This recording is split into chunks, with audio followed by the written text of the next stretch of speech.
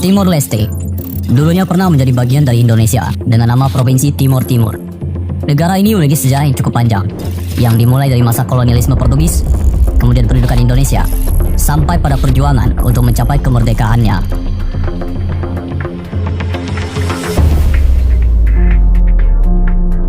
Pada tahun 1512, dua penjelajah Portugis, Antonio de Abreu dan Francisco Serrao, mendarat di pantai utara Timor Leste. Kedatangan mereka menjadi awal periode panjang penjajahan Portugis yang berlangsung selama lebih dari 400 tahun.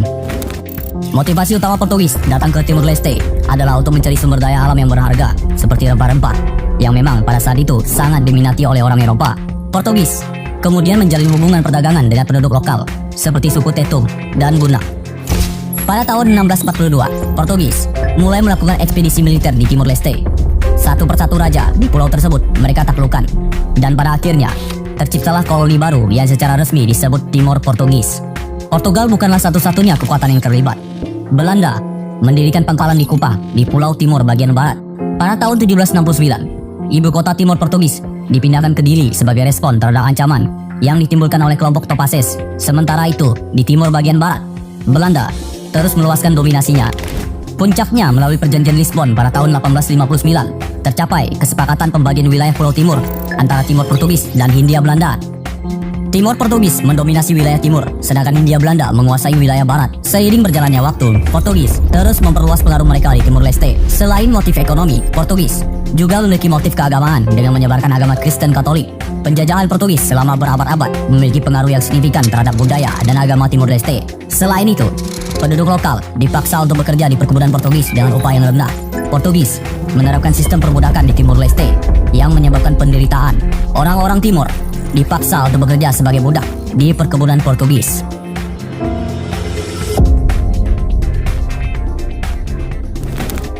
Selama Perang Dunia Kedua, Timor Portugis dijaga oleh pasukan Australia dan Belanda. Portugal menyatakan diri netral dan deklarasi ini diperluas ke Timor Portugis. Australia meminta Inggris untuk berbicara kepada Portugal dan Belanda pada pertengahan tahun 1941 untuk membentuk fakta pertahanan melawan Jepang. Namun, fakta ini tidak terwujud, sebagian karena tekanan yang diberikan oleh Jepang kepada Portugal. Pada tanggal 19 Februari 1942, pasukan Jepang mendarat di Timor Leste. Pasukan Jepang dipimpin oleh Mayor Jenderal Takeo Ito diberi tanggung jawab untuk mengambil alih Timor Portugis. Jepang juga melakukan propaganda untuk mendapatkan dukungan rakyat Timor Leste dan menyebarkan kebencian terhadap Portugis dan sekutu. Awalnya, dukungan luas diberikan kepada pasukan sekutu. Penduduk Timor Portugis berpikir bahwa Australia juga akan membantu mereka melawan Portugal setelah perang berakhir. Hal ini menyebabkan pertempuran antara orang Timur yang memihak ke Jepang dan orang Timur yang memihak ke Australia, dan perang pun semakin menjadi-jadi.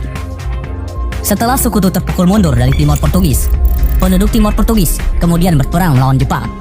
Hal ini pun menimbulkan sebagian besar kematian warga sipil, dan setelah itu, Jepang mendirikan pemerintahan militer di Timor Leste dan menghapus pemerintahan Portugis. Pendudukan Jepang menyebabkan kematian dan penderitaan yang luar biasa bagi rakyat Timor. Diperkirakan sekitar 60.000 orang Timor Leste meninggal akibat perbudakan dan kekejaman militer Jepang.